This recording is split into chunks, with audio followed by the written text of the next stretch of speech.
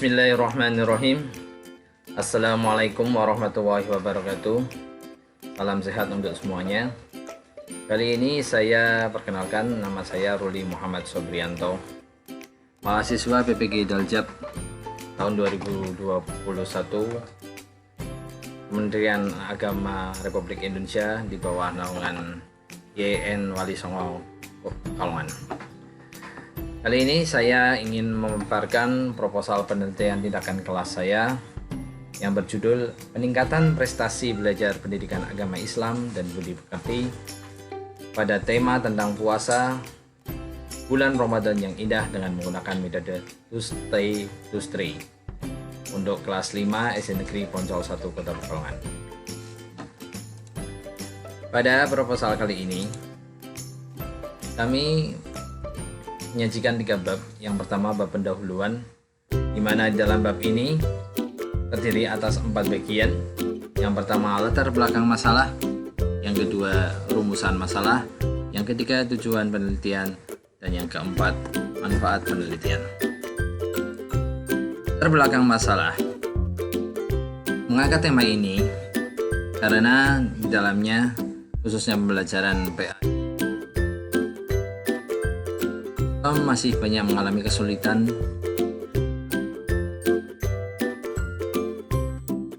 dari terlihat masih rendahnya nilai mata pelajaran PAI untuk tema ini, sehingga bertitik tolak dari hal tersebut kami perlu melakukan tindakan-tindakan yang harus dilakukan agar dalam mempelajari konsep-konsep pembelajaran tersebut siswa tidak mengalami kesulitan, sehingga tujuan pembelajaran tercapai dengan baik. Oleh sebab itu, kami mencoba menggunakan metode pembelajaran yang dirasa sangat penting untuk membantu siswa dalam memahami konsep pembelajaran PAI. Untuk yang kedua, yaitu rumusan masalah. Pada rumusan masalah ini, kami memiliki 2 masalah yang mendasar. Yang pertama yaitu bagaimana meningkatkan prestasi belajar PAI pada tema puasa Ramadan bulan yang indah dengan menggunakan metode Tuesday to Stray. Dan yang kedua, bagaimana pengaruh metode Tuesday to Stray terhadap motivasi belajar siswa tentang tema puasa, yaitu Ramadan bulan yang indah. Kemudian tujuan pembelajaran yang ingin kami capai yaitu tujuan penelitiannya yaitu ingin mengetahui peningkatan prestasi belajar siswa setelah diterapkannya metode Tuesday to Stray pada tema puasa. Yang kedua, kami ingin mengetahui pengaruh motivasi belajar siswa setelah diterapkan metode Tuesday to Stray pada tema tentang puasa, yaitu Ramadan bulan yang indah. Dari hasil penelitian ini diharapkan memperoleh manfaat. Yang pertama yaitu siswa bisa meningkatkan pemahaman tentang pembelajaran PAI tentang bulan puasa, lebih khususnya pada puasanya. Bagi guru, manfaat ini diharapkan memberikan tambahan pengayaan cara mengajar dengan bantuan metode Tuesday to Stray, sehingga tujuan pembelajaran dapat tercapai dengan baik dan efisien. Yang ketiga, bagi lembaga pendidikan diharapkan bisa menjadi bahan untuk masukkan informasi tentang salah satu alternatif cara pembelajaran PAI pada siswa dengan manfaatan metode pengajaran Tuesday to Stray dalam capaian tujuan pembelajaran. Kemudian pada kajian teori, di dalam kajian teori ini kami membahas tentang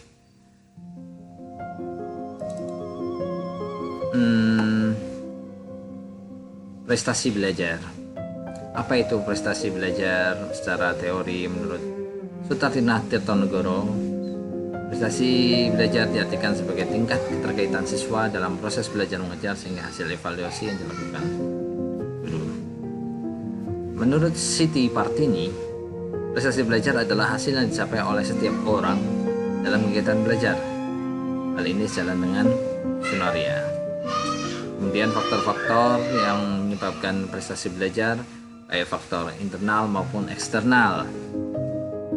Kemudian membahas juga tentang metode to stay to stray. Metode ini adalah salah satu metode pembelajaran kooperatif. Kooperatif itu berarti bersama-sama ya, yang melibatkan banyak siswa, yang memberikan kesempatan kepada kelompok untuk membagikan hasil. Jadi kelompok satu dengan kelompok lain itu membahas tema dan informasi kepada kelompok yang lain. Hal ini dilakukan karena banyak kegiatan belajar yang diwarnai dengan kegiatan individu akhir-akhir ini, dengan tujuan mengarahkan siswa untuk aktif terlibat dalam pembelajaran, dalam berdiskusi, tanya jawab, mencari jawaban, menjelaskan dan juga menyimak materi yang dijelaskan oleh teman-temannya. Sekarang banyak istilah lebih terkenalnya tutor sebaya, tapi ini dengan bimbingan guru, to stay to stray. Kemudian dalam pembelajaran ini diharapkan siswa mendengarkan juga penyampaian oleh temannya ketika sedang bertamu ke kelompok lain. Yang secara tidak langsung siswa akan dibawa untuk menyimak apa yang diutarakan oleh kelompok lain yang menjadi tuan rumahnya tersebut. Dalam proses ini akan terjadi kegiatan menyimak materi antar siswa. Menurut Lee, model ini merupakan salah satu model pembelajaran di mana siswa belajar memecahkan masalah bersama anggota kelompoknya. Kemudian dua siswa dari kelompok tersebut bertukar informasi ke kelompok yang lain. Kelemahannya ada, kelebihannya juga ada. Yang pertama, kelebihan dari metode ini dapat diterapkan pada semua kelas tingkatan, baik kelas rendah ataupun kelas atas. Kemudian belajar siswa juga lebih bermakna karena mereka lebih terkesan keterlibatan mereka, lebih berorientasi pada keaktifan siswa. Ini untuk siswa yang pasif juga bisa terpancing untuk ikut terlibat, menimbulkan motivasi dan hasil belajar siswa. Yang kelima, memberikan kesempatan siswa untuk menentukan konsep sendiri. Dia berpikir memberikan jawaban, apapun jawabannya kita terima, jangan kita cut, biar mereka mau explore jawaban, biar teman lain penyanggah atau sebagainya. Kemudian memberikan siswa lebih kreatif dalam melakukan komunikasi dengan temannya, membiasakan siswa untuk bersikap terbuka dengan temannya, dan yang terakhir memberikan motivasi. Kekurangan pada metode ini adalah membutuhkan waktu yang lama tentunya. Kemudian siswa cenderung tidak mau belajar dalam kelompok, terutama yang terbiasa belajar sendiri atau hanya introvert tertutup. Agak susah ini. Bagi guru butuh mempersiapkan materi pembelajaran lebih banyak, dana, waktu, dan tenaga. Seperti kelompok biasa, siswa yang pandai pasti menguasai diskusi, sehingga yang kurang pandai memiliki sedikit. Dan yang terakhir, kadang guru kesulitan dalam mengelola kelas. Kemudian pada bab ketiga, kami memiliki beberapa subbab, yaitu yang pertama rencana penelitian, subjek penelitian, instrumen penelitian, teknik analisis data, daftar pustaka, dan tentu lampiran. Di mana lampiran di sini berisi tentang lembar penilaiannya. Lembar penilaiannya apa saja. Pada rancangannya, PTK ini